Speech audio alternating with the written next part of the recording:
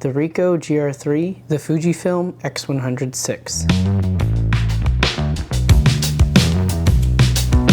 Both of these cameras are fixed focal length, they have JPEG film simulations, and they're fairly compact. These cameras are both super popular, and because of all these commonalities, they actually get compared quite a bit. I actually think these cameras are very different and are for very specific use cases. In this video, I'm going to dive into the differences between the two and why I would pick one over the other. Before we dive into it, I wanted to take a moment to thank today's video sponsor, Squarespace. I've actually been using Squarespace for over 10 years now, and their templates and easy to use interface make it incredibly simple to create and maintain a professional looking website without any coding experience necessary. My Squarespace website was an essential part of how I built my photography business. It allowed me to showcase my portfolio, share recent work on my blog, and receive inquiries from potential clients through my contact form. If you're one of those photographers relying on your Instagram profile as the sole place to share your work and build your photography business, I would really consider making a website on Squarespace. You can visit squarespace.com/RajBallesteros to start a free trial and get 10% off your first purchase of a website or a domain. Thanks again to Squarespace for sponsoring this video.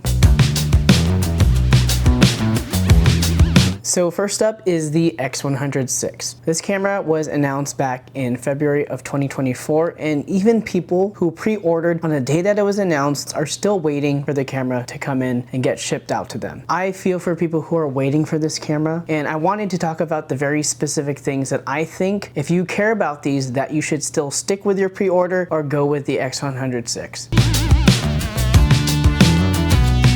If you're looking to do video on a all-in-one camera that does photo and stills in just one package with a fixed lens, the X100VI is the only camera that does this and also has a built-in ND filter, a log profile, and also just film simulations that you can fall back on if you don't grade in log.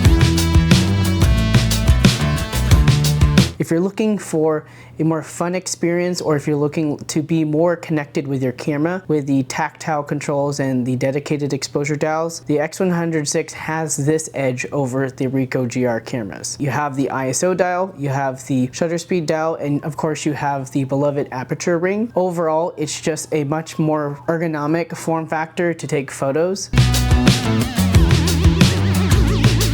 If you're someone who likes to use a viewfinder or a tilt screen, the X100VI has both of these, whereas the Ricoh GR3 and the GR3X has none of these. If you're someone that likes to compose photos at your eye or high level or low angle, the X100VI is going to be the choice that you need to make for this, as opposed to the Ricoh GR3 and the GR3X, which is a little bit more shooting at your hip or being able to have to guess when you shoot high or low.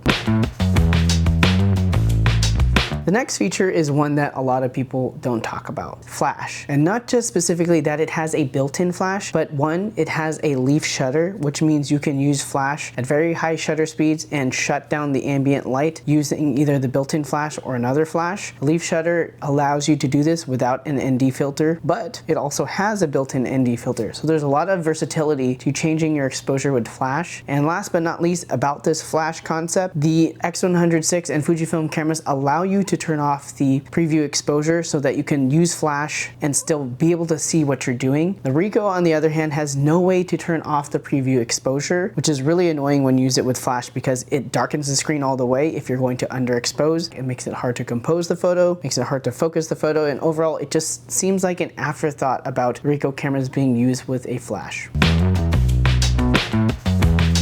It is a camera that looks very good, looks very pretty. It's a camera that when it's sitting on the shelf, you want to just pick it up and hold it. You want to pick it up and shoot with it. You want to take it outside and wear it around your neck. It's going to get a lot of people to ask about your camera. So if you want to talk about photography out in the world, you want people to stop you, ask, is that a film camera? And just, feel that it's more of a statement piece. The Fujifilm X100VI, especially in the silver colorway, is going to get that type of attention. And if that's something that you don't want, now let's talk about the Ricoh GR3 and the GR3X to kind of understand what those cameras are all about.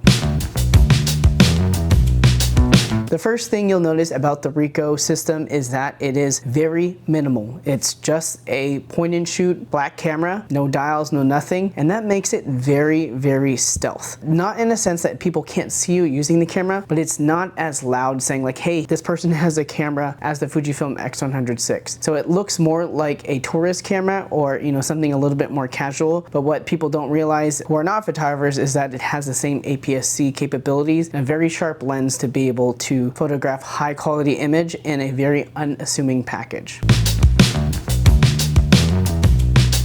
The next thing is portability. While the X100VI can be carried around, you can carry it every day, it is something that has to be kind of outside of your pocket. I know people say it's a pocketable camera. Maybe if you have like a big sweatshirt or something like that, but it will not fit in kind of like a pants pocket comfortably. So the Ricoh GR3 though, and the GR3X, I carry in a pocket all the time. If you're somebody that needs that type of portability, that's only gonna be achieved with the Ricoh system.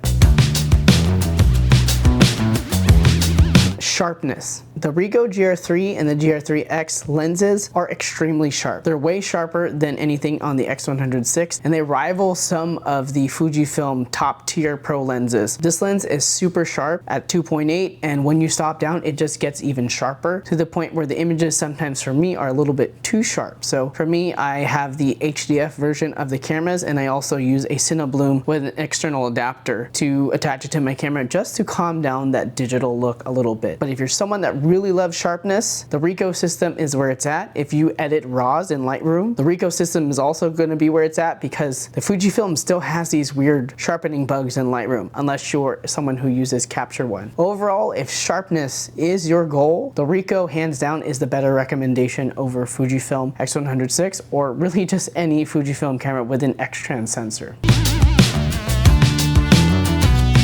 If you're someone that likes the 35mm focal length, of course the X100VI is what you should be preferring. But if you're someone who isn't really set on that, or someone who doesn't like the 35mm focal length, for me I actually find it pretty boring. It's kind of a vanilla type focal length that is very versatile, but it doesn't have as much personality. Whereas the Ricoh GR3 with its 28mm equivalent, or the GR3X with its 40mm equivalent, seems like they have more purpose for what you're gonna do. If you're gonna do wide scenes, get up close and intimate, that's where the GR3 is really helpful. And then for more things that are a little bit compressed, where you're really going to be methodical with composition, with architecture and things like that, I find that the 40mm focal length actually excels at it a lot, and it's really great for taking photos of everyday scenes, things that are like across the street, or even getting a little bit into some type of candid portraiture. So your choice of which camera they get is going to be based on your focal length preference, and for me I actually prefer the 28 and the 40mm preferences over the 35 on the X100VI.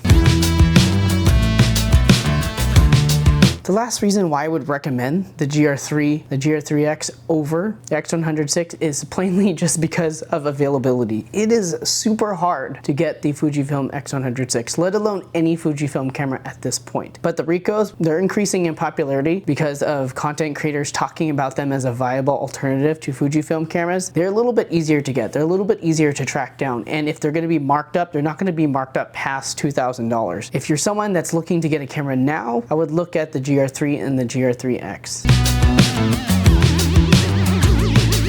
Ultimately though, you can't really go wrong with either camera. If you buy one of these cameras, you're going to be absolutely happy with how they operate, with the image quality that you get. It just depends on which one do you think you're going to get. And once you make the decision, just kind of stick with it and let your photography kind of take the rest of the way. Because for me, using both of these cameras develop different type of skill sets. With the Ricoh system, I've been able to take a lot better snapshots, be able to find compositions anywhere that I'm at because I'm always carrying the camera. Whereas the X100VI, I'm dabbling in doing more hybrid photo and video. As a family camera, it tends to be the one that I gravitate toward more for going out on trips because it does photo and video, whereas the Ricoh GR3 and the GR3X is a very everyday camera that if I don't know if I want to bring a camera, I'll bring that one. And all the photos that I've shown in this particular video have been all shot on JPEG using my film simulations for these two cameras. Reggie's Portrait for the Fujifilm system and the Reggie's Color Negative on the Ricoh system. And if you want to see those film simulation recipes, check out these two videos right here.